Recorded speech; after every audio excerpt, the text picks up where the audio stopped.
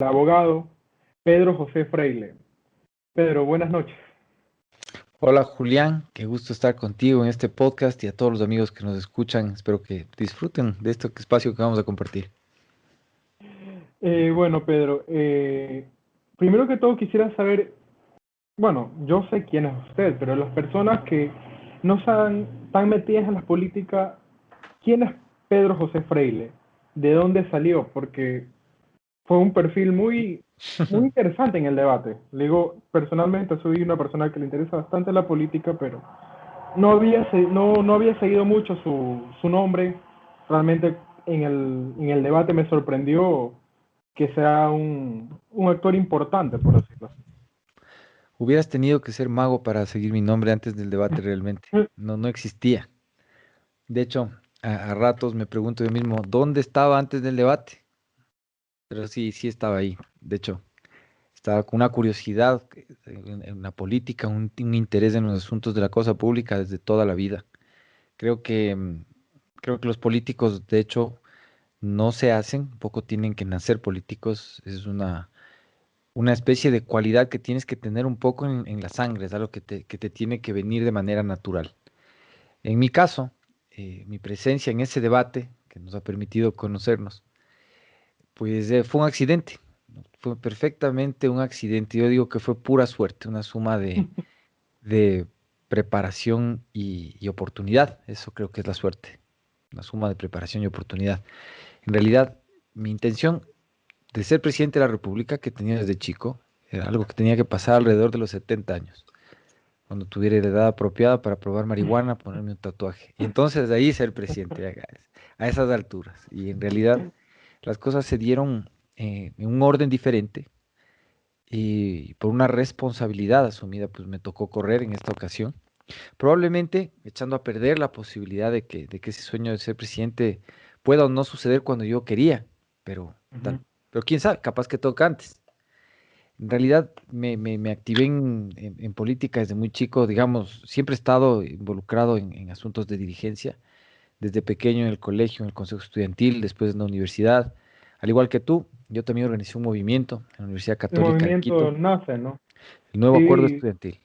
Eh, exacto, sí me pasaron su hoja de vida. Cuéntame un poco más de todo, cómo fue su vida en la política en la juventud, ¿no? En la universidad, porque le comento, o sea, a muchos nos gusta la política, a mí me empezó a gustar particularmente en la universidad, cómo ese sueño de un joven de crear un movimiento en la universidad, más que todo lo creó, porque crear un movimiento en una universidad tampoco es poca cosa, es algo complicado y que sigue existiendo y que tenga un peso. ¿Cómo fue eso? Bueno, yo creo que depende. En mi época creo que fue fácil. Yo sé que hoy por hoy hay requisitos, hay normas de juego, el tema ya no es tan simple. En mi época, digamos, la Universidad Católica al comienzo de los años 90 un poco era más parecido a la ley del revólver. De hecho, técnicamente la gente asistía con revólveres a los debates de facultad y se echaba tiros al aire y tenían que traer a la policía, era diferente. Y de hecho, en esa época, la formación del movimiento provino de un poco una apuesta con mi jefe. Él había sido muchos años antes presidente de la Asociación Escuela de Derecho.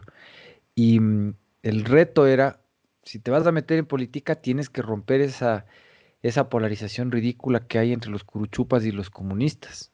Había dos movimientos fuertes históricos en la católica que eran Fuerza Estudiantil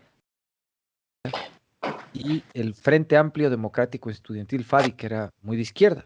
O bueno, tanto de izquierda o tanto de derecha como puede ser la política universitaria de esa época. Y había un movimiento de tercera vía, digamos, que era auspiciado por la democracia popular en ese entonces, que era la democracia cristiana, que se llamaba Transformación Universitaria. Los líderes de Transformación Universitaria en esa época, me acuerdo, eran el Gustavo Yalc, que fue presidente del Consejo de la Judicatura del gobierno de Correa, el Andrés Páez, que fue candidato a vicepresidente del Guillermo Lazo a la elección anterior, y Juan Carlos Solís, que también fue candidato a vicepresidente de Guillermo Lazo. Eran los chéveres, digamos. Transformación era como el grupo donde estaba la gente más alaj. Pero el reto era organizar algo diferente y romper la existencia, sobre todo del Frente Amplio Democrático Estudiantil y de Fuerza Estudiantil. Así que el reto era sí tener permiso para poder meterme en política, pero si lográbamos desaparecer a los otros dos movimientos. Y eso fue lo que hicimos. Les convencimos al Frente Amplio Democrático Estudiantil y al FE de que se uniesen. En el FE estaba Richard Ortiz, si no me acuerdo, él era del FADI, no, del FADI era Richard Ortiz y El que Ramiro fue, Aguilar. perdón por interrumpir, el que fue ministro, Ricardo Ortiz, el que fue ministro. Ah, Richard no, Ortiz, no, Richard Ortiz, no, alguna cosa fue también, no sé, el secretario técnico, alguna cosa fue, sí, pero el creo otro que era Ramiro algo cool. Aguilar, él fue candidato a vicepresidente con Dalo Bucarán. Ajá, Es un abogado que tiene una visión muy extraña ya. de las leyes, por si acaso. Y, y les logramos juntar a la izquierda y a la derecha en el nuevo acuerdo estudiantil y ganamos elecciones. Y de hecho entiendo que los siguientes 15 años o algo así, el nuevo acuerdo estudiantil no perdió elecciones. Fue un movimiento muy fuerte, se proyectó después en toda la universidad. En el tiempo he estado en un par de eventos que algún romántico ahí, nostálgico, me ha invitado por ahí, pero después de eso, no sé, sigue existiendo hasta hoy. De lo que veo en la Facultad de Jurisprudencia, el nuevo acuerdo estudiantil sigue existiendo hasta el día de hoy. No sé qué tendencia tenga ahora. En nuestra época, la idea era lograr una reforma de pensum académico, que de hecho se logró en el primer año en que participamos y se reformó la carrera de leyes, una reforma Ya. que duró vigente desde el año 1992 hasta más o menos, 1994 entró en vigencia y hasta el año 2009 más o menos. Fue importante, creo, esa cosa. Para mí fue un montón de horas libres conociendo a las de propedéutico, un montón de fiestas con los dirigentes de otras facultades y conocer de cerca a la que después fue mi esposa, que de hecho en ese entonces estuvo un año en biología antes de ir a estudiar a los Estados Unidos. Fue un tiempo muy bonito la política universitaria. Como servicio relevante realmente más allá de la reforma académica, lo que se hizo fue fortalecer los consultorios jurídicos gratuitos de la universidad. Me acuerdo sobre todo el de la calle Ambato en Quito, que era una cárcel, pucha, estilo papillón, terrible.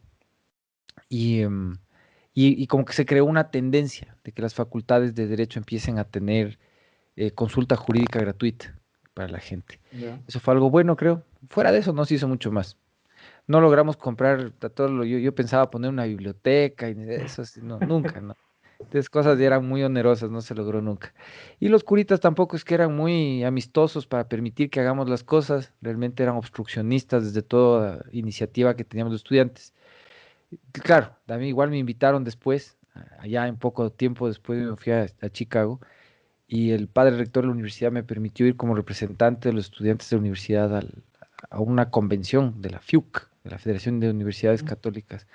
Y había cardenales, hay un poco de gente interesante.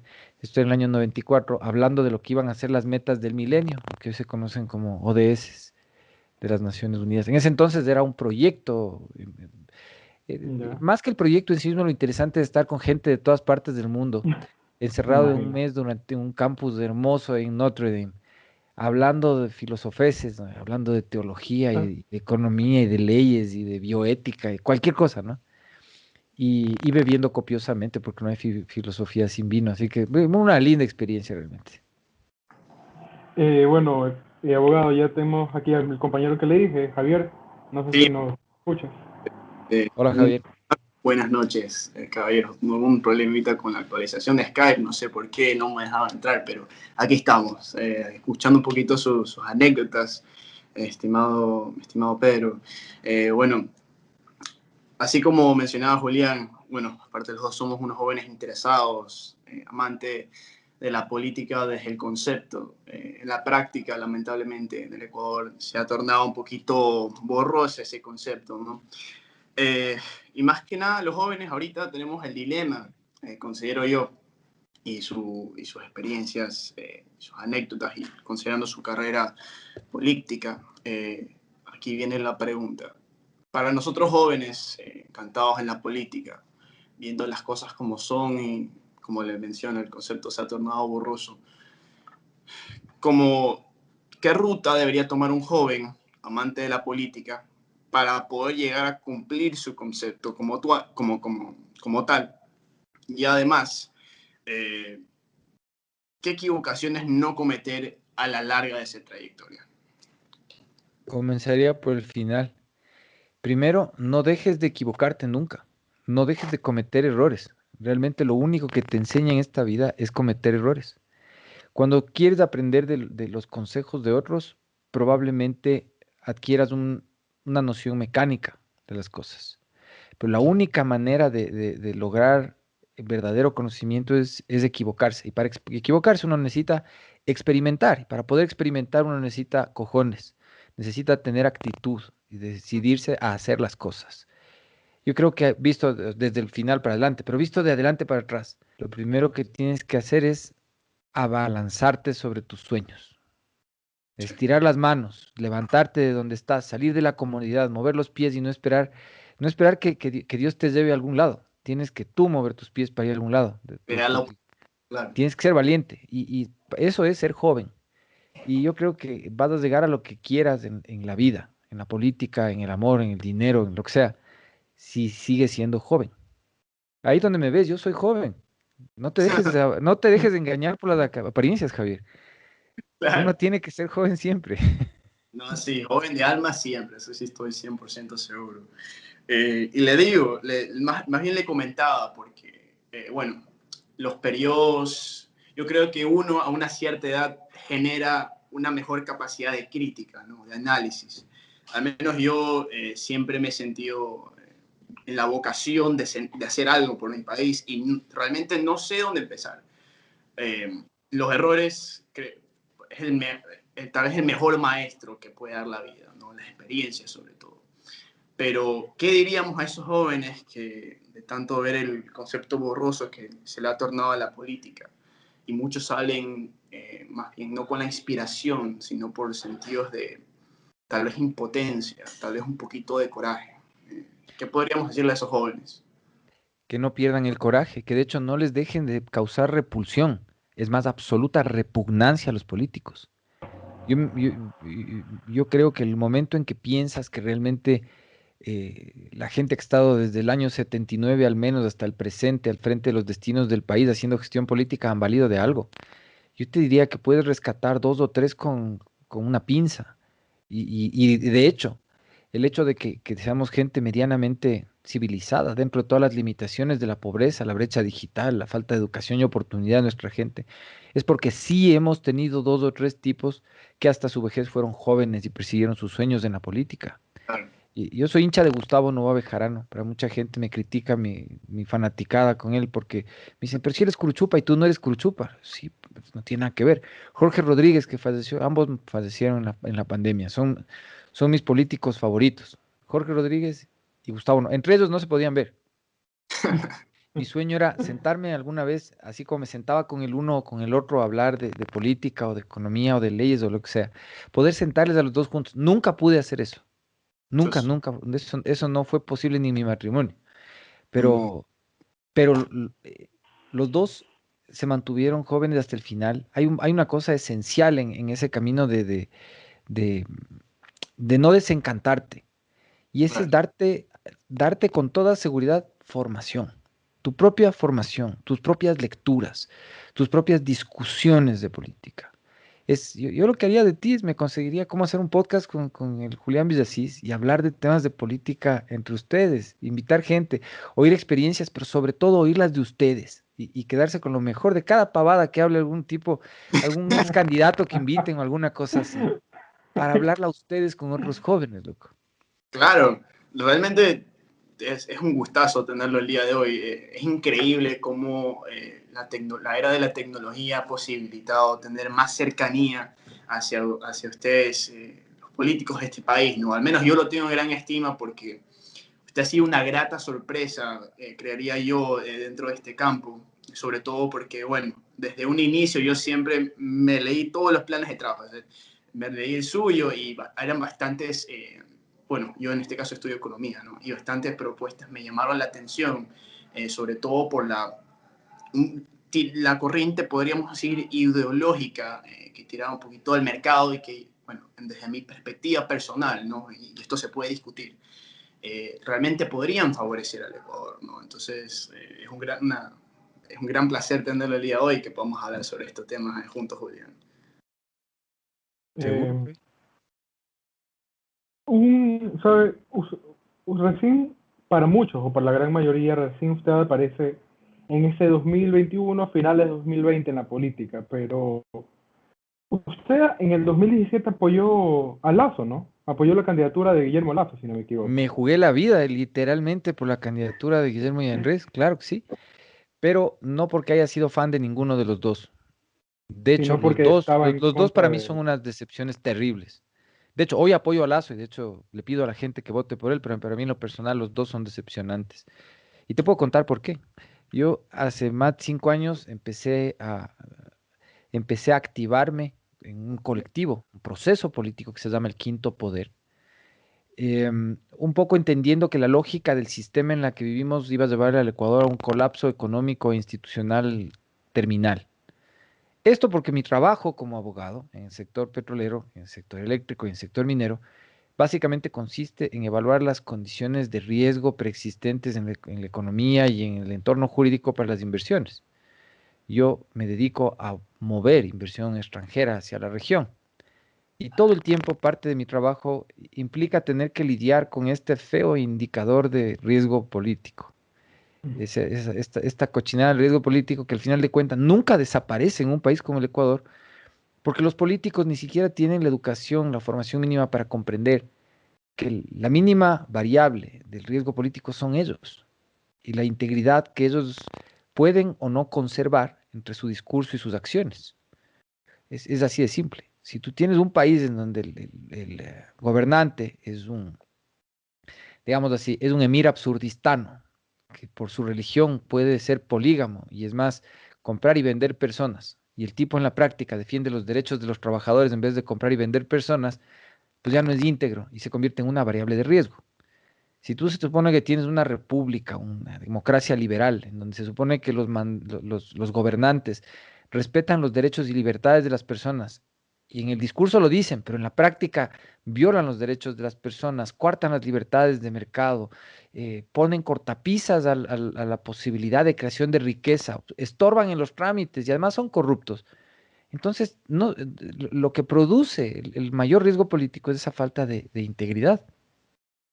Y como me toca lidiar con esto todos los días, llegó un punto durante el gobierno del anterior presidente, yo prefiero decirle Voldemort porque me molesta decir su nombre, me gusta más pensar que es innombrable. Entonces, cuando estábamos en el gobierno de Voldemort, llegó un punto en donde decidí que había que hacer algo y además ya me había dado por representar a mis clientes literalmente de golpes con funcionarios del gobierno, literalmente, que decidí salir a la calle. Ya me habían mandado hasta el SRI a cerrar la oficina a pesar de que soy buen pagador de impuestos. Y tengo una anécdota bestial. O sea, llegaron los cobradores, llegaron unos fedatarios de ese y ponían un sello de clausurado. Yo le decía, y yo le quitaba, le decía, señor, usted tiene que demostrarme qué impuesto no pagué. Y si es que estoy cometiendo infracción, lléveme preso, porque retirar los sellos de la autoridad es una infracción penal. Entonces vaya a traer un policía porque el sello este yo no voy a dejar en mi puerta. Y le volví a quitar. Y el pobre fedatario me decía, déjeme tomar una foto con el sello puesto. Yo soy padre de familia, me van a quitar el trabajo. O sea, pana, es una pena. O sea, enséñales que no voy a dejar que pongas el sello. O sea, aquí hay gente que vive de este trabajo, igual que tú del tuyo. Pero tú estás siendo objeto de extorsión y le estás quitando la oportunidad de trabajar a personas que sí estamos cumpliendo la ley. La cosa es que salía de la calle y esa salida a la calle me llevó a encontrarme con gente con la que formamos esto que se llama el Quinto Poder, que no es una formación, no es una organización formal, es accidental e informal, pero nos llevó un poco a empezar a ayudarle a que tengan soporte las manifestaciones en contra del gobierno.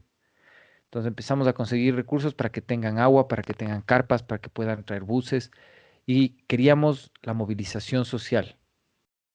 En lo personal, queríamos la movilización social para que el gobierno se caiga a costa de todo y estamos dispuestos a llegar a cualquier consecuencia. De hecho, llegamos un rato a pensar en secuestrar a un funcionario de la SENAIN para conocer qué equipos tenían. Claro que la posibilidad de que lo hubiéramos hecho, yo creo que es como para una película de Woody Allen, porque nuestro grupo básicamente era, o sea, había gente desde 18 años de edad hasta señoras de 80. Ujú. Y nuestro escuadrón realmente parecía como un dibujo animado, no parecía una película de acción, sino un dibujo animado. Nunca llegamos a hacer nada así, pero sí llegamos a organizar unas marchas gigantes, las marchas más grandes que llegaron sobre Quito, coordinando ya el tema con fuerzas sociales como los indígenas y los trabajadores. Para nosotros el activismo fue siempre activismo.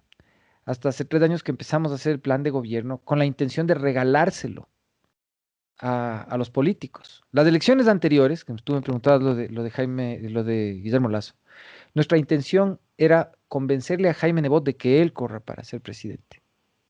Le conocí a él, estuve con él un par de ocasiones, visitándole con grupos de empresarios de distintas partes del país.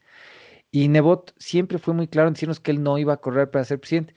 Pero la verdad es que uno desde donde está en esa posición, esperanzado, cree, no, no, lo que está es blofeando, lo que quiere es que le roguemos más. Tenemos que rogarle más. Y claro, él sabía claramente que no iba a correr. Nos mandó, esto fue un año y pico antes de las elecciones, nos sugirió conseguir Disculpe, un. en ese año salió Cintia, ¿no? En En ese año ese salió año Cintia salió Viteri. Cintia Viteri, claro que sí. Y de hecho corrió con candidato a vicepresidente con un tío de mi mujer, el Netucho Dávalos, un Ah, simpático, el Netucho, que nunca entendí de dónde le nació la vocación por estar el candidato, porque él es muy bueno para montar moto. Pero es grande, tiene la mandíbula grande, el pecho ancho, es un tipo espectacular, ¿no? Y monta bien moto. Pero ahí estaba, era una pareja bien bonita ellos. La cosa es que fuimos a dar con Andrés Páez en la calle, porque era un líder que servía para promover la lucha social.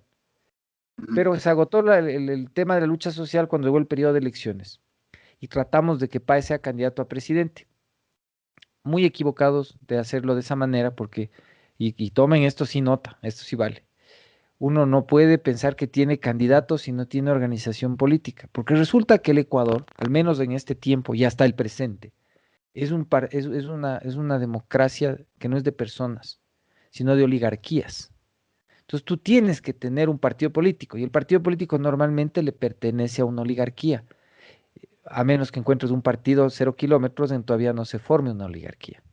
Ese es el caso nuestro. Especificar a qué exactamente nos estamos refiriendo cuando decimos oligarquía.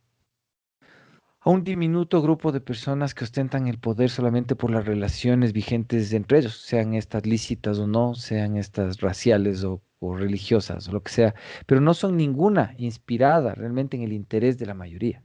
Eh, Ellos son un grupo que está organizado para captar el poder para beneficio de ese grupo. Diríamos, como están comúnmente denominados, tal vez élites.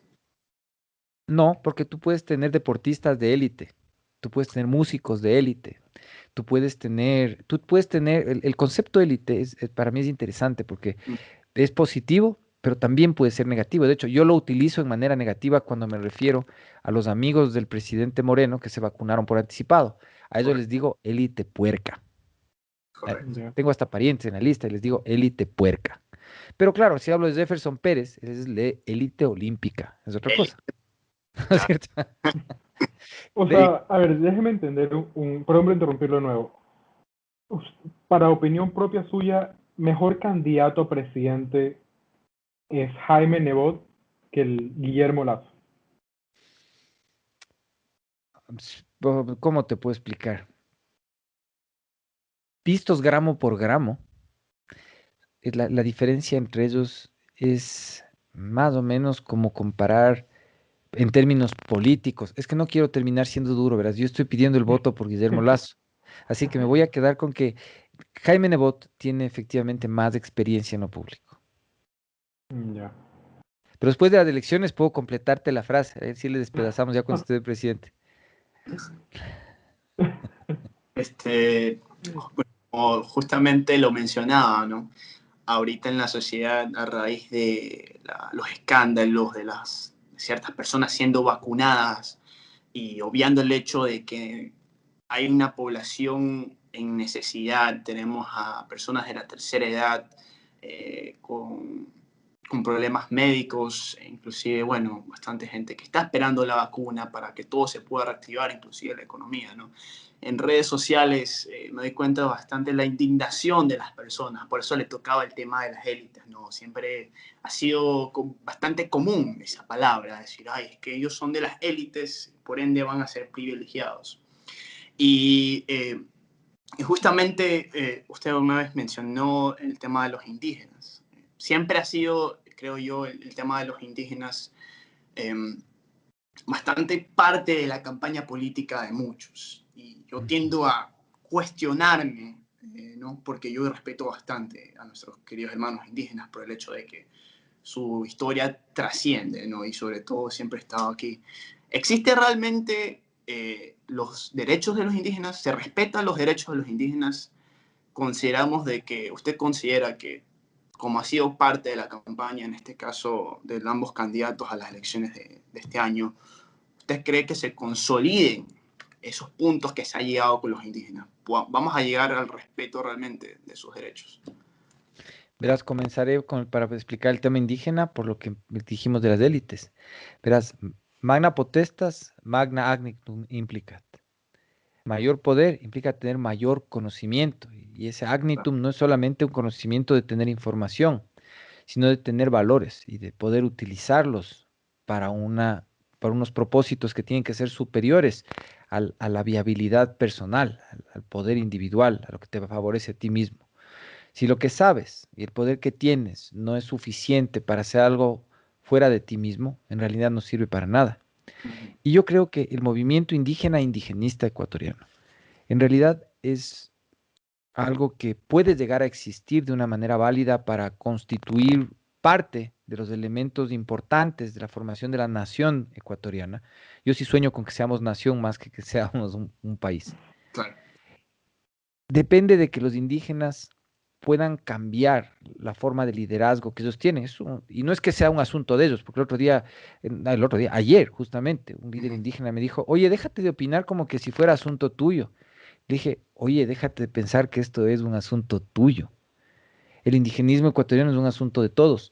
Y mientras los indígenas sigan pegándose el latigazo en la espalda y viviendo de ser víctimas, no reivindicando asuntos como sus propias formas de cultivar y cosechar, sus propias maneras de construir, sus propias maneras de organizar y trabajar. Entonces no estamos rescatando un carajo de lo que es válido dentro de esa cultura y no tenemos nada que incorporar a nuestra nación. Mientras el movimiento indígena siga diciendo, patrón pegó durante 500 años, ¿cómo sufrimos? Y no encuentre la manera de ponerse erguido y defender una causa más válida, en realidad no van a hacer nada por sacarle a los indígenas ellos mismos de la pobreza, del abandono, de la indigencia en la que están hasta ahora. Es una cuestión de mal liderazgo. Lo que Yacu Pérez está haciendo, y hago una diferencia muy grande con él porque es un tipo al que admiro, aunque obviamente tenemos posiciones políticas terriblemente encontradas, pero hemos tenido el gusto de conversar largas horas juntos.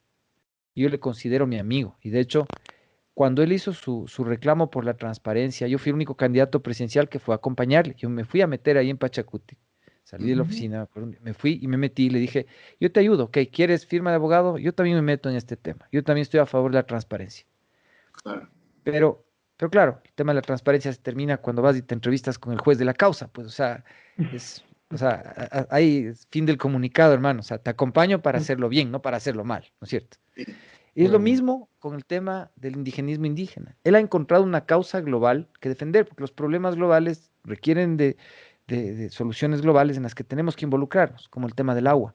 Pero cuando la lucha por el agua se convierte en una lucha irracional contra la minería legal y no hace nada para luchar en contra de la minería ilegal, en contra del tráfico de personas, de la proliferación de armas o el narcotráfico alrededor de la minería ilegal, y lo que hace es empujar en contra de la minería de gran escala legal, y a la mitad le metes al indigenismo con el discurso de es que nos han atacado y nos han dado fuetazos durante 500 años. Estás disminuyendo a la causa del indigenismo a nada. Estás haciendo lo que tú decías hace un rato, utilizándoles y mal utilizándoles dentro de la campaña política. Porque cada causa tiene que tener una plataforma apropiada para poder surtir efectos. Tú no puedes lograr hacer un pastel de chocolate si lo que haces es meterte a nadar en una piscina. O nadas o haces pastel, pero no puedes hacer las dos cosas al mismo tiempo. Y el movimiento indígena yo creo que sí va a madurar de la mano del liderazgo de Yacu, de mano de liderazgos como las del señor Vargas o del señor Isa. Yo creo que estamos condenados a tener una guerrilla en ciernes, porque esos no son líderes, esos son agitadores. O sea, son personas que viven de la división de nuestra gente, que viven vendiéndoles a las organizaciones políticas coyunturales, a estos falsos partidos políticos que rigen este partido, esta lógica de las oligarquías, la oportunidad de poner un candidatito, de pagarles un billete para que vengan trayendo a la gente a las manifestaciones, para que pongan los votos el día de las elecciones, que les ven a los indígenas menos que como ciudadanos, porque a los ciudadanos ya nos ven como votos, a los indígenas les ven como una masa. Y eso de ser masa, digamos, hablamos, digámoslo así, en términos, a mí me encanta Gramsci, aunque es un filósofo comunista, pero me encanta la lógica de pensar que mientras la gente está en estado de masa, jamás podrá ser opinión pública. Y si no puede ser opinión pública, jamás va a poder tener una posición en la política. Entonces, el negocio de ese tipo de líderes es mantenerle a los indígenas en estado de masa. Y visto ahora en el contexto del discurso político de la segunda vuelta, yo sí siento, después de haber conocido muchos líderes indígenas, que el sentido práctico de muchos de ellos puede llevarles a preferir la posición de votar por Guillermo Lasso. No porque les caiga bien Guillermo Lasso, de ninguna manera, pero ni de cerca, porque además del poncho le queda feo, sino por el hecho de que Lasso es un hombre respetuoso. Claro, Él no claro. es como yo, él no habla yo sí hablo en doble sentido, es mi forma de ser, ojalá no me pase factura este viejo. Pero es que otros tipos que siempre he admirado es Carlos Julio Arosemena. Claro que con acento de costeño queda más chévere el personaje. El mío, siendo, no soy ni tan alto ni tan guapo, puta, encima además tengo acento serrano, pero yo soy así. Yo siento que los indígenas sí ven en Lazo a alguien en quien se puede confiar. Al final de cuentas, bueno o malo, el banquero normalmente tiene palabra. Y es así, porque es parte de la naturaleza de su negocio. Y las cosas que el plan de Guillermo Lazo contiene, además, son realizables, Claro. muchas de ellas. En Yo diría, algunas son blandas, en algunas cosas yo creo que el plan debería ser menos gradualista, más exigente con el hecho de combatir una estructura que debe romperse, si no nos va a pasar lo que le pasó a Macri. Vas, implementas las cosas suavemente y a la vuelta de la esquina te vienen en combo, Fernández y Fernández, puta, y te parten en dos. de hecho, creería que tal vez pueda realizar esta similitud, pero entre su plan de trabajo en el sentido económico hay bastante similitud por la ideología económica que tiene Guillermo. Sí. Sobre todo, justamente creería yo que uno de los temas fundamentales que se ha tocado en estas elecciones es sobre el trabajo. Sí. La dificultad del empresario de efectivamente dar trabajo a una persona que lo necesita. Estamos hablando, y si no me equivoco, de la flexibilización laboral, hacer trabajo por hora. Verás, ahí es donde yo veo gradualismo, verás. Son dos temas puntuales para mí en donde son diferencias de implementación del plan que son sensiblemente diferentes y en las cuales, de hecho, es mi intención, una vez que gane Guillermo Lasso, subir el volumen del discurso en estos temas para apoyar que las decisiones sean más radicales que lo que está planteado. Una, la flexibilización laboral en realidad es un concepto de negociación mal entendido por la falta de valor de los líderes de las cámaras de la producción para enfrentarse con suficiente valor a los políticos. En realidad, los políticos de izquierda le encajaron a los líderes gremiales de las cámaras a medio camino que no va de la seguridad financiera a ningún lado, que es la flexibilización y que termina siendo el ejercicio de la desigualdad a favor de unos y en detrimento de la mayoría. ¿Por qué te digo esto? Porque cuando tú aplicas esto de la flexibilización, no se la puedes aplicar a todos los sectores de la economía. Está solo para ciertos sectores. Y si tú analizas históricamente hacia dónde ha apuntado la flexibilidad, es a favor de aquellos que han hecho lobby. Hasta pueden haber pasado billete para tener las normas in place, como dicen los gringos. Y yo sí tengo la duda de que hay corrupción detrás de la flexibilización. Porque si no, ¿por qué no está disponible para todos los sectores de la economía? ¿Por qué la flexibilización es para unos sí y no para todos? Eso para mí me da malas sospechas. Entonces, yo creo que la contratación por horas, el régimen de contratación por horas, debe implementarse de manera plenaria para todas las actividades económicas como un régimen paralelo a todos los regímenes jurídicos ya existentes. Te apuesto, te apuesto que poco a poco, con los incentivos correctos, la mayoría va a poder encontrar estabilidad en trabajar por horas. Hay países, sin duda, en donde el tema del trabajo por horas se ha ido hacia el otro lado. España se está quejando, los Juntas Podemos en España se anda quejando de que como el trabajo por horas está siendo sobreutilizado para la contratación de parte de las empresas. Es como que estuvieran en otro lado del ciclo, ¿no? Allá te dicen las empresas se abusan de contratar parcialmente a los jóvenes y solo les quieren contratar por horas, y eso ya es un abuso. No puede ser. O sea, no hay nada perfecto si no obramos con ética. Pero hoy por hoy las empresas no pueden estar forzadas a contratar lo que no pueden pagar. Y la Claro, gente no puede quedarse sin trabajar, o peor que eso, de verdad pauperizarse, porque tienen que trabajar en negro por fuera del sistema con protección de la seguridad social y con protección jurídica del sistema, porque simplemente no le pueden contratar tampoco bajo los sistemas formales existentes, porque la flexibilización no existe en todas las áreas. Entonces, para mí el tema de la creación del trabajo por horas es una necesidad coyuntural. La realidad económica del país es única, la del mundo no es igual, no ha sido igual en 600 años.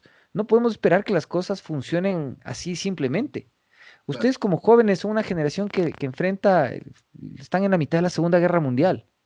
Ustedes son los tipos que estaban como combatiendo esos son ustedes. Que el hecho de que tengamos internet, de que tengas chance de medio moverte, de que la tecnología te dé una sensación de confort, no quiere decir que no sea grave lo que vivimos y que necesitamos más que flexibilidad. Y la otra es la contratación petrolera. Guillermo Lazo está todavía pensando, y de hecho, me parece muy bien que tengamos todo lo exportable que no sea hidrocarburos y que haya crecido, además porque los números del Ecuador han crecido en los últimos 3 años, Ujú. pero han crecido para grupos económicos marcados, igual que la flexibilización, no es para toda la economía. Y para que la economía se favorezca, necesitamos que el peso del endeudamiento fiscal recaiga menos sobre la dinámica económica de toda la sociedad. Para eso hay que lograr dos cosas. Uno, que el Estado no tenga déficit, y para que no tenga déficit hay que hacer dos cosas, que deje perdón que lo diga así, porque deje de gastar en pendejadas, Claro, y que al mismo tiempo gaste menos. Porque no puede ser que nos hayamos acostumbrado a tener un déficit corriente. Yo creo que solo en la contabilidad del Ecuador cabría hablar de la posibilidad en la contabilidad fiscal incluir un rubro que se llame déficit corriente, porque lo corriente es tener déficit. claro. Lo que nosotros estamos planteando es que en lugar de sacar del bolsillo para comprar servicios petroleros, para producir petróleo, abramos las puertas de la inversión extranjera para que sean privados los que asuman el riesgo de producir petróleo garantizándonos una renta fija sin que saquemos de nuestro bolsillo. El concepto es simple y no solo es simple, es estándar en los países que son países exportadores de petróleo. Solo en el nuestro se ha preferido el esquema de comprar servicios en lugar de recibir inversiones. ¿Sabes por qué? Porque a las inversiones no les puedes cobrar coimas. A los vendedores de servicios sí puedes. Y la constitución del Ecuador es la única constitución del mundo que garantiza la posibilidad de la corrupción en estos servicios, en todos los sectores estratégicos. Porque entre el artículo 313 y el 319 te dice que el Estado es el pupo del universo, el principio y el fin de todas las cosas importantes, el gestor, el rector, el administrador y un poco de palabras pendejas que utiliza, que todas son sinónimos. Es el que corta el cake, es el papá de todas las nenas en todos los sectores estratégicos. Entonces, Entonces, y solo por excepción puede participar el sector privado. ¿Y sabes qué significa excepción?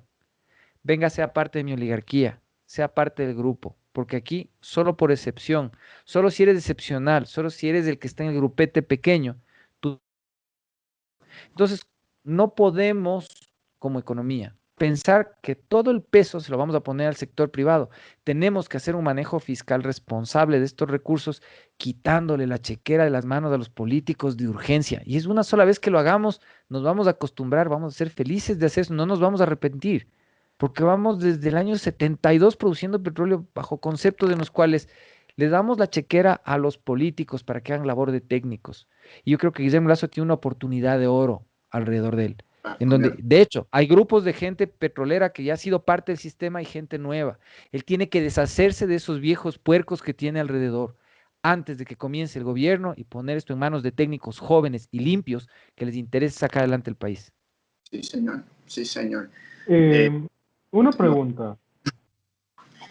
Su candidatura fue al final muy llamativa, pero al inicio se anunciaban a los nuevos candidatos, los nuevos partidos, y salió su partido, el Partido Amigo, que se estuvo involucrado en todo esto de los favores políticos que se lograban hacer, de que Daniel Mendoza, si no me equivoco, pidió el favor político a Tamair para que le pueda hacer el favor de, no sé si estoy hablándolo técnicamente bien, pero crear el partido. Volvamos al momento en el cual el activismo nuestro ya nos había llevado a formar el plan de gobierno. Nosotros, esto ya después de las elecciones anteriores terminaron, ¿sí estoy al aire? Sí, sí. Ya. Las elecciones anteriores terminaron con un fraude electoral que le quitó al Ecuador la posibilidad de hacer lo que vamos a empezar a hacer apenas ahora que gane Guillermo Lazo. Y eso es tener un gobierno de una democracia liberal enfocado en que el país pueda ser funcional en un mundo que es una democracia liberal. Pero bueno, con el plan en las manos, tratamos de encontrar un espacio en los partidos políticos para el plan. Nuestra intención no era estar activos dentro de ningún partido, solo ir y regalar un plan en el que habíamos trabajado. Y en el camino de hacerlo, encontramos que había muchas organizaciones. Las organizaciones políticas, primero, están pobladas de gente en promedio bastante incompetente. Esa es otra. Si tú quieres un partido político, bueno, obviamente ustedes están invitados y el espacio de amigos está abierto porque les voy a explicar la lógica de lo que es una comunidad abierta. Pero en realidad cualquier partido político está ahí para que le eches mano. Y están gobernados por tipos incompetentes, tipos temerarios, sin duda, esos sí son peligrosos, pero generalmente con baja calidad de educación, con pocos recursos a la hora de poder enfrentarse con ustedes. Y encontramos que había algunos partidos políticos que estaban, digámoslo así, disponibles. Unos te decían, le alquilo el partido, otros nos decían, le vendo el partido, otros le decían, bueno, el otro el Paul Carrasco que decía, hermano, si me hubieras llamado antes, te regalaba el partido, pero a nosotros ya nos están cerrando.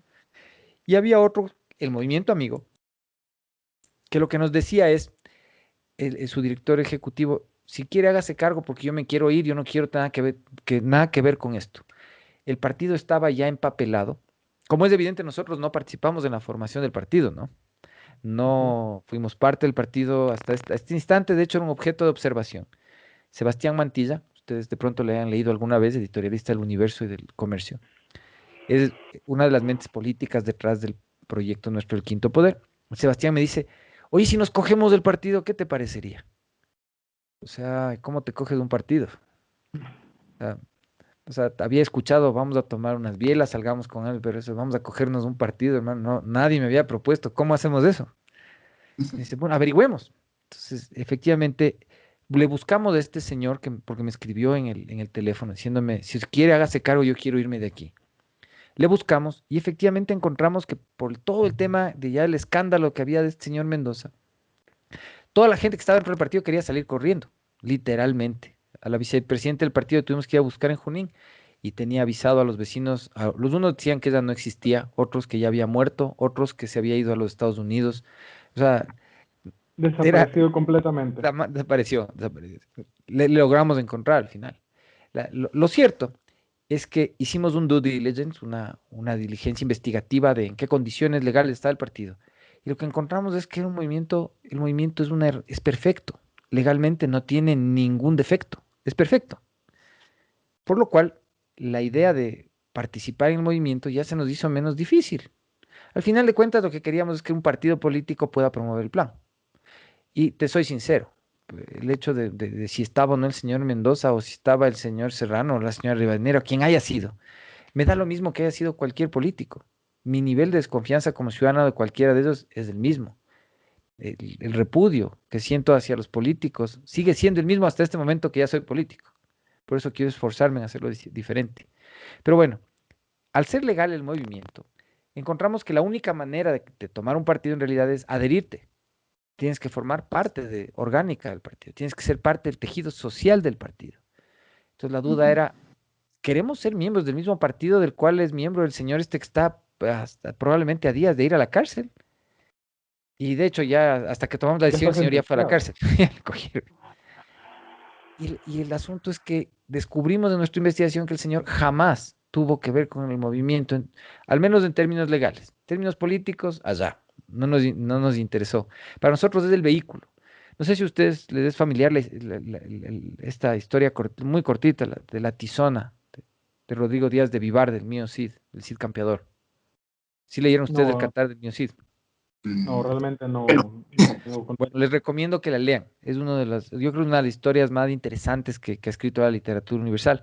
Es mi libro favorito, de hecho. Pero haciéndole bien cortita. En la época en la que la península ibérica estaba invadida por los árabes, los moros les decían ellos. Verán que España estuvo invadida 400 años por los árabes. claro. En la última época en la que ellos empezaron a liberarse, los reyes de Castilla y León tenían estos caballeros, hagan de cuenta ustedes así parecido como Camelot.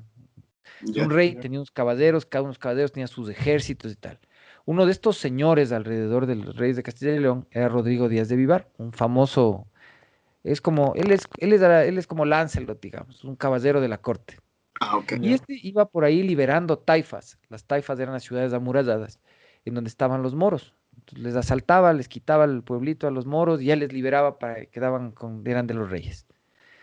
La taifa más grande en la península era la ciudad de Valencia, lo que hoy es la ciudad de Valencia.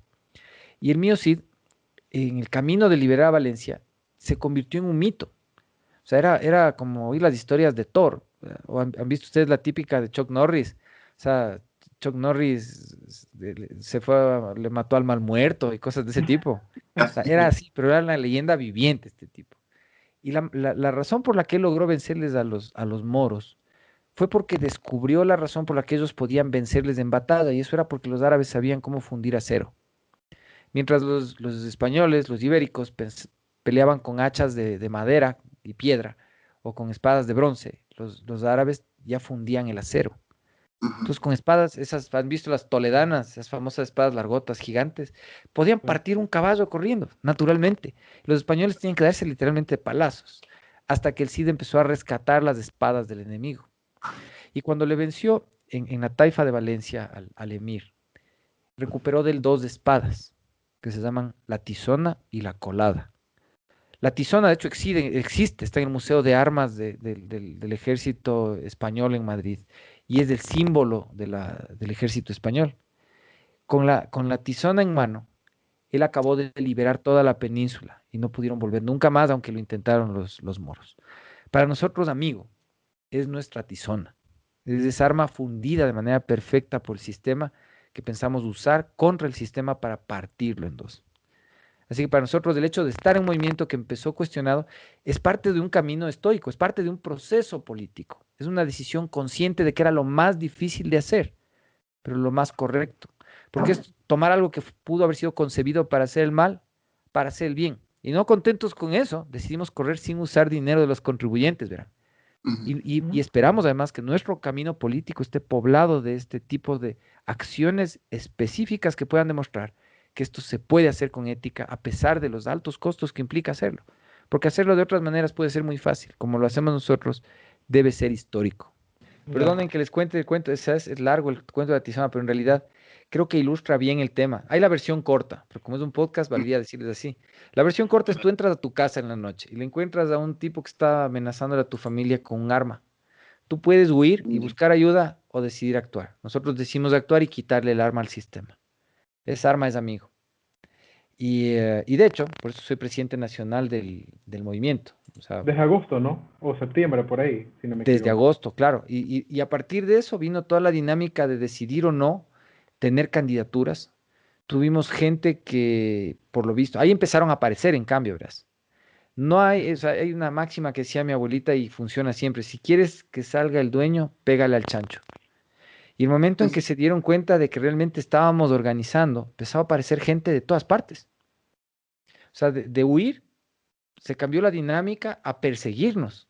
Y venían y me ofrecían plata, nos ofrecían dinero, nos decían que tenían acuerdos con vayan. Descalificamos todas las candidaturas, precandidaturas propuestas, lo cual fue una movida más arriesgada todavía, pero logramos en cambio la segunda meta que nos habíamos propuesto ya a esa altura, que era conseguir la organización política. A mí me amenazaron de muerte el mismo día en que descalificamos las propuestas 14 veces, Wow. una tras de otra. Entonces, como hasta la tercera, se te descompone el estómago, ya me iba a dar jaqueca. O sea, ya llamaba a mi amor de juventud a despedirme, a mi mamá a contarle que, puta, ya quinto, sexto, séptimo, ya que... si finalmente te metes en una cosa de estas, tienes que entender que no es un juego. Obviamente. Esto no es un juego y lo asumimos con la responsabilidad que implica. Cuando yo digo, el mismo tipo Rodrigo Díaz, se iba a sacar la madre contra los mozos. Tenían que partirse la madre, literalmente.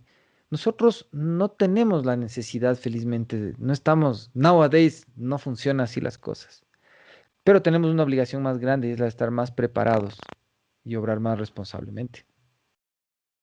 ¿Cómo, Claro. cómo fue su experiencia como candidato? Porque eh, me parece muy interesante una persona desconocida completamente en el medio, que se ha inmerso en en la política, pero no como un actor principal. ¿Cómo decidió, sabes que yo salgo de candidato, no voy a aceptar plata? ¿Y cómo fue cuando se dio cuenta que, si no me equivoco, fue el quinto candidato más votado? Que no veo nada mal para tener un partido que popularmente estaba dañado El más por feo de lo... todos, el más feo de todos. Exacto, o sea, era un partido que se lo llegó a comparar o hasta ponerlo peor que Alianza País, ¿ya?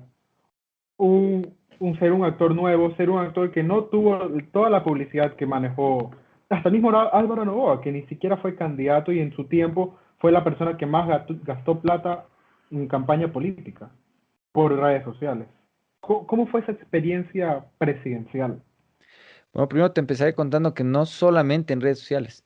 Nuestra campaña electoral cerró cuentas casi de inmediato con el CNE porque obviamente no había mucho que hacer. La mayoría de recursos que movió nuestra campaña fue de voluntarios y las cosas que se recibieron en físicamente, carteles o carteles básicamente, fueron regalos de personas, no dinero. Nosotros en recepción de servicios, por ejemplo, el chico que hizo los videos, que nos salieron unos videos además espectaculares, es un joven que se llama David Palma, yo creo que es un maestro, el tipo, si ven nuestros videitos, costaron cero. Bueno, lo que comió el David y el pasaje de bus de él desde Viático, de Manta a sus Quito, o viáticos. sea, no ni eso, porque no, o sea, yo me quedaba en la misma, nos quedamos juntos en la misma casa, todos comíamos lo mismo, o sea, todo el equipo nos prestaron un departamento en González Suárez, que le decíamos el búnker, y ahí vivimos. Y ahí comimos y ahí estuvimos las 3 semanas que duró nuestra campaña. Salimos 3 veces del búnker a visitar Carchi, Chimborazo, eh, estuvimos en Cañar y estuvimos en Cotopaxi y Tungurahua. En Guayas yo estuve para los debates, que fui invitado, y eso fue todo. No hicimos más. O sea, si te pones a pensar, nuestra campaña gastó $10,200, incluidas redes sociales, que gastamos menos de 200, creo que fueron 129, $127, porque una tarjeta que alguien trató de pasar el último día para poner publicidad, creo que no le pasó. Y quedó registrado inclusive lo que no pasó. Entonces, el otro día un profesor de American University me decía que nosotros hemos conseguido el voto más barato de las Américas desde 1980. O Wow. sea, será, no, o sea, yo no sé, y no sé si eso es bueno o es malo. Lo que les puedo decir es que la experiencia de recibir un endoso honesto de las personas, un voto consciente que no viene de qué le regalas, para nosotros es algo maravilloso, porque nuestra intención de romper el sistema implica la aspiración que tenemos de que incluso el poder sea concebido de una manera diferente. Claro. No vayas a pensar que soy feminista, que no soy, pero en realidad nosotros tenemos un problema cultural muy serio. Y cuando digo nosotros, no digo los ecuatorianos, estoy hablando de nosotros los humanos. Para nosotros el poder todavía está concebido alrededor del estatus. Y en realidad el verdadero poder es la eficacia. Esa Claro. eficacia que tiene la mamá cuando hace que una taza de arroz dure 15 días de manera mágica, que sin tener un remedio a la mano porque no tiene cómo comprarlo, te mima y te sana. Ese poder que tienen las mujeres, que proviene de su condición física, biológica, natural, de poder renovarse una vez al mes, que nosotros, que nosotros nos tienen que enseñar, porque no estamos, el hardware no da para eso, se entienda naturalmente. Claro. Implica una concepción de poder diferente. el poder de la eficacia, tal vez del voto más barato de la historia. Pero, de nuevo, no es lo más fácil de hacer, sí es lo más gratificante de lograr. Y nos hace falta a los ecuatorianos esa sensación de conquistar lo inconquistable. Eso de llegar al Mundial de Fútbol, me acuerdo la primera vez que llegó la selección del Ecuador. Es como, puta, es lo máximo, la primera medalla olímpica.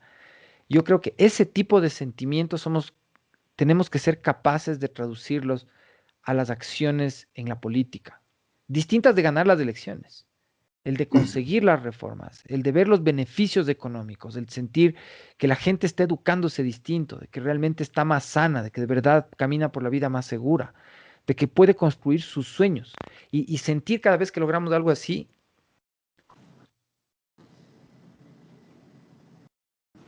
que lo Dale, logramos.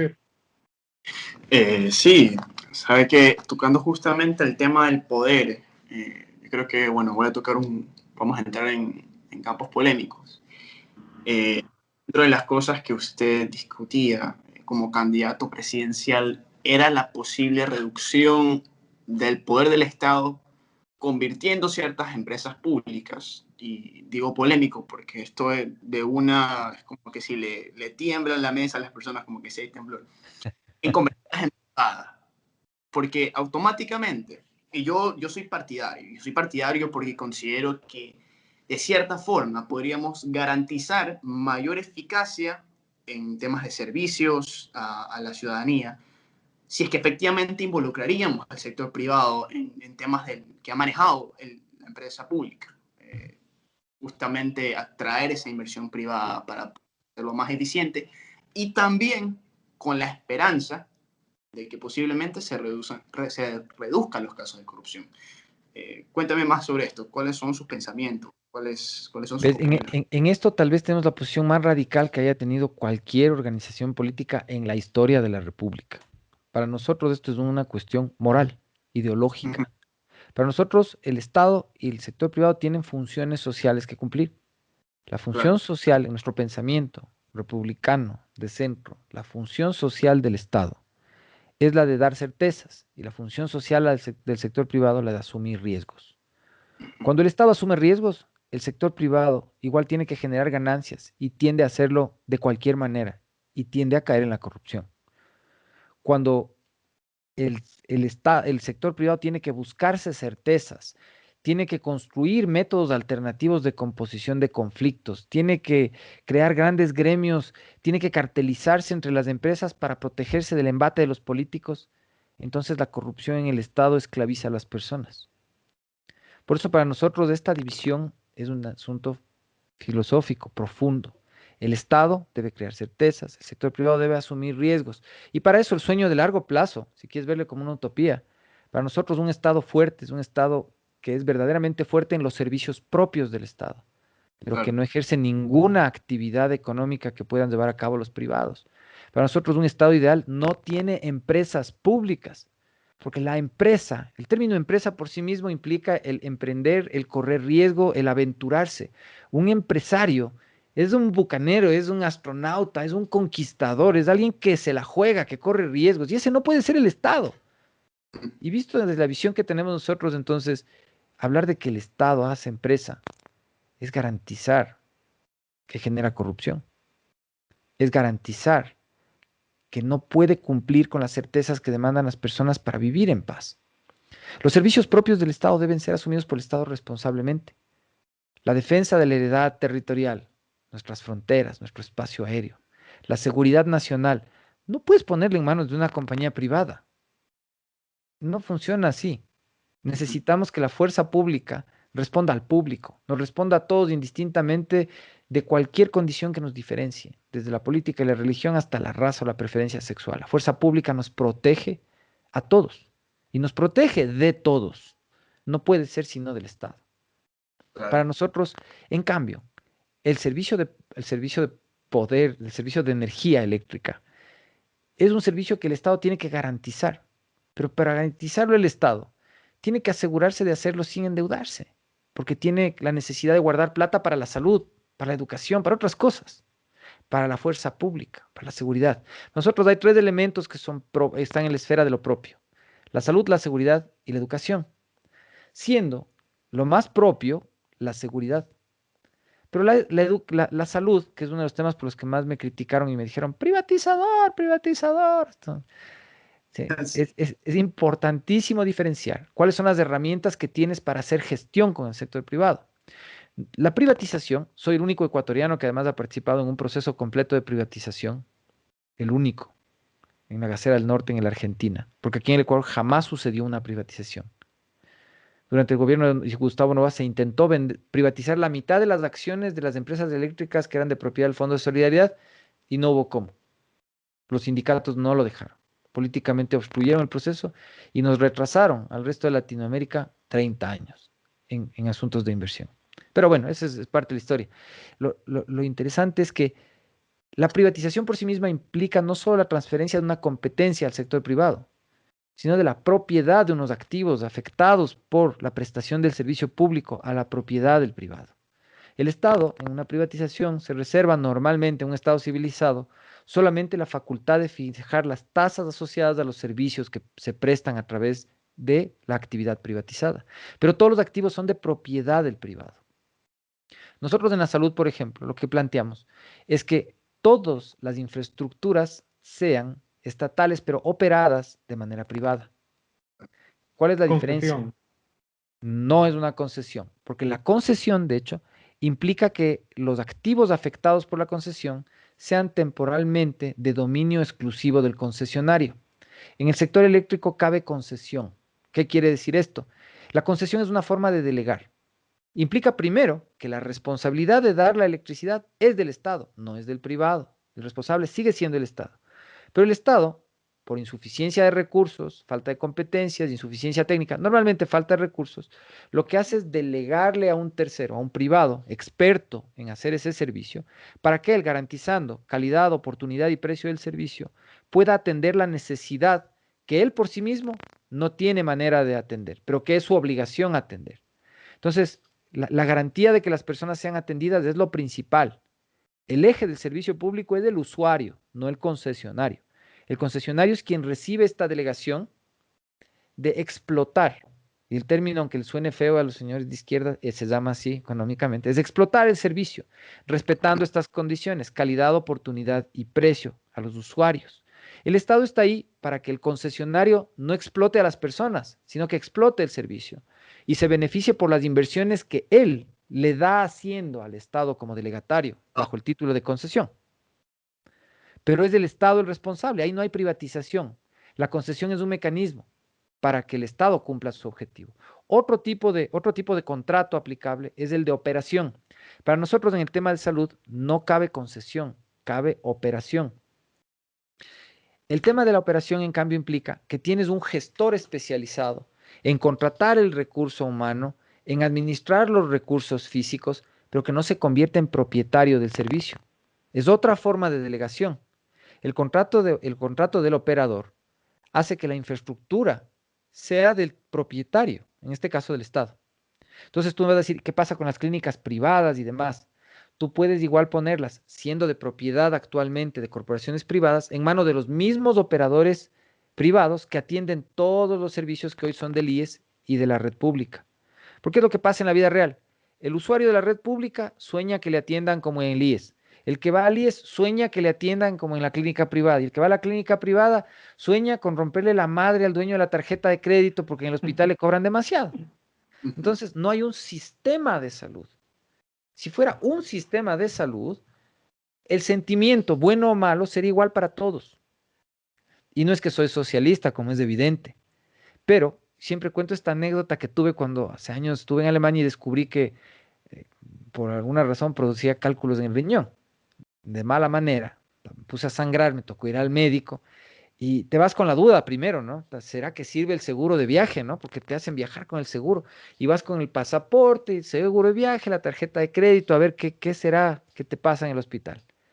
Y cuando llegas al hospital resulta que nadie te pregunta qué tarjeta tiene, dónde está afiliado, no te preguntan ni cómo te llamas. Lo único que te preguntan es usted cómo se siente. Mal, o sea, a ver, exámenes, escáner, tomógrafo, médico, venga el especialista, ni sé qué.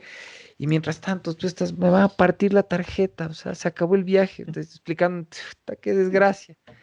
De pronto te dan las medicinas, firme aquí, tú dices, la cuenta, ¿dónde se paga? No, vaya tranquilo, en 15 días vuelva para que le vea el doctor tal en esta dirección.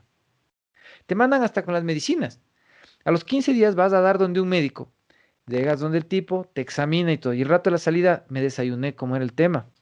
Le digo a la señorita de la recepción, ¿en dónde se paga? Y la señorita, perdón. Le digo, ¿cuánto le debo? Doctor, puta, le va a traer al doctor. Y el doctor sale, perdón el francés, emputado.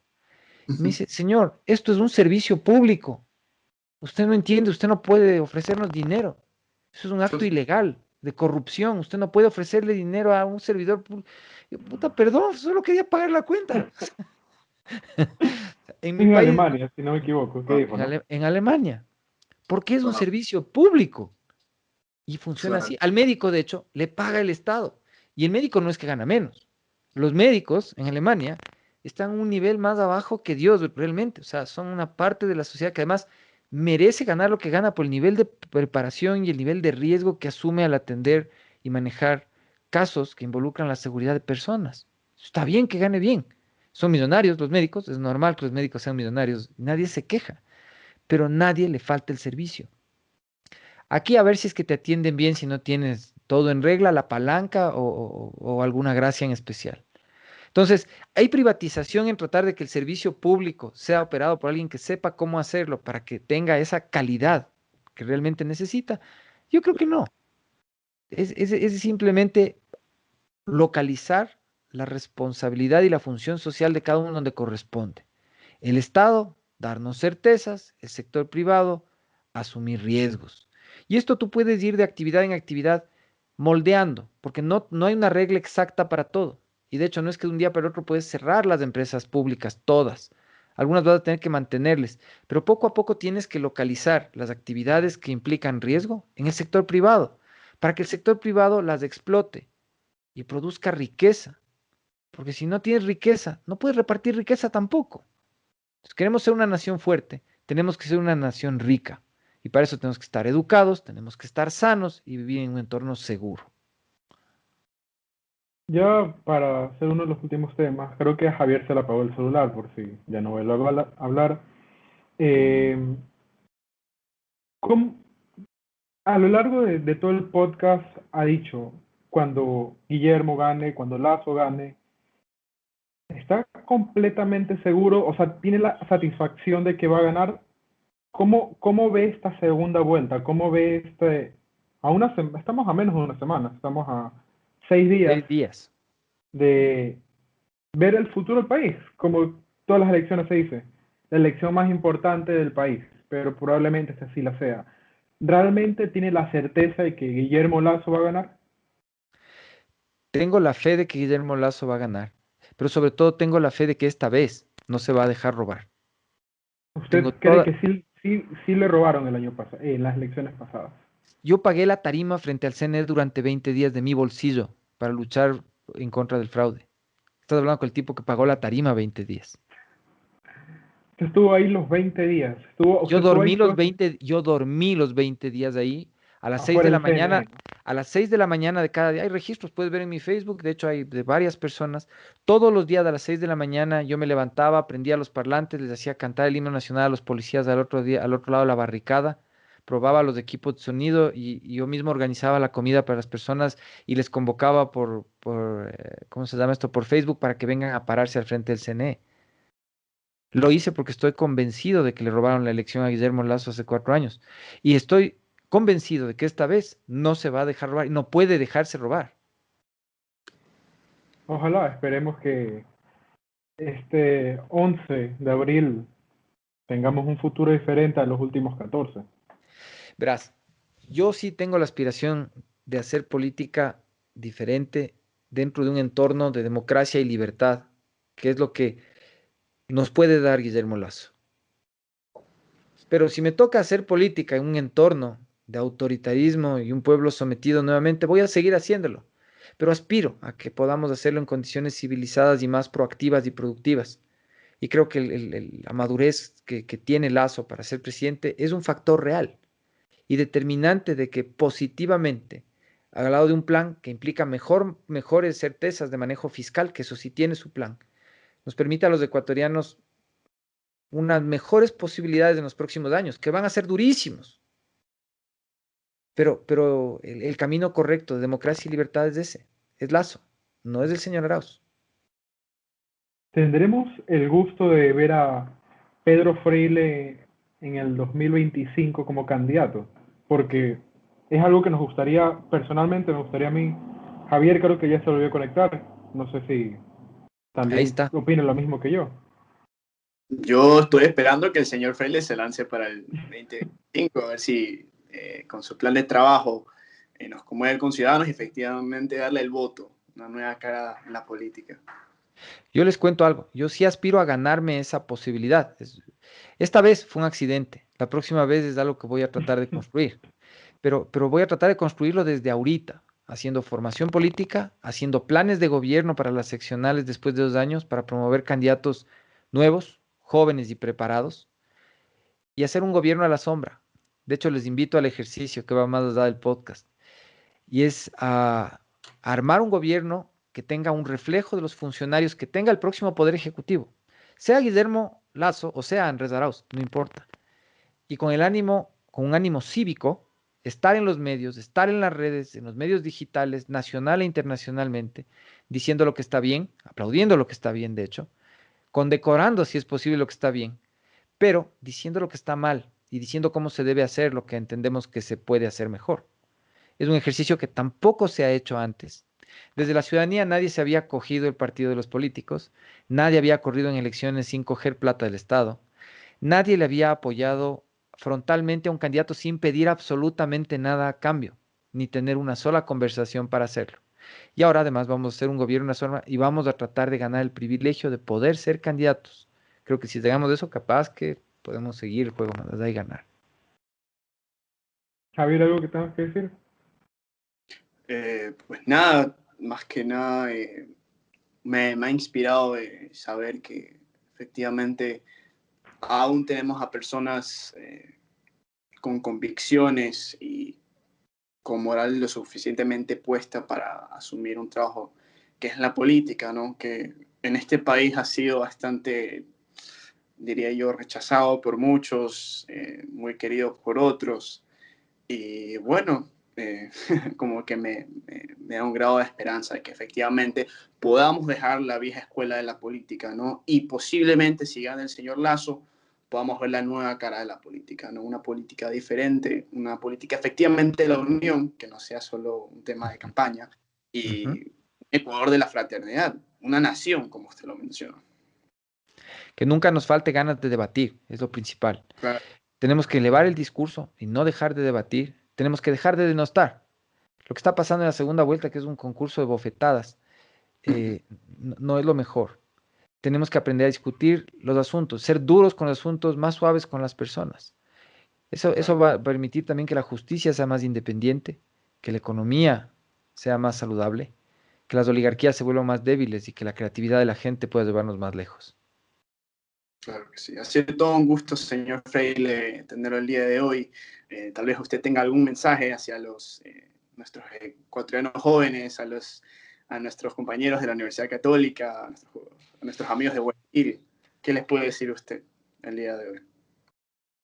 Que voten con conciencia este 11 de abril, que lo hagan con felicidad, que que no dejen de ser jóvenes, que no dejen de levantar la voz, que juntos podemos romper el sistema y construir una verdadera nación.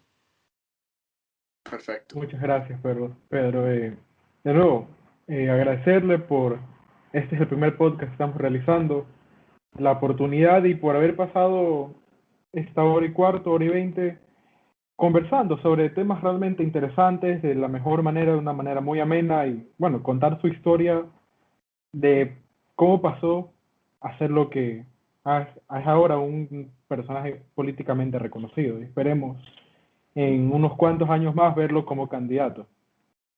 Esperemos que en ese trayecto no esté solo, sino que pueda caminar con nuevos cuadros políticos mejores y más jóvenes que yo, porque llegar solo no tiene chiste. Claro, claro que sí. Bueno, pues ha sido todo un gusto conectarnos el día de hoy. Gracias, señor Freile, por tomar parte de este segmento, a Populus por tomar parte, a Superviviendo. Y bueno, pues espero tenerlo invitado en otra ocasión. Sería muy bacán hablar sobre temas políticos, económicos, como lo hemos hecho el día de hoy, ¿no? Y pues nada, espero que todos tengan una buena noche. A todos, a las órdenes cuando ustedes quieran. Nos vemos. Pasé bien, pasé bien.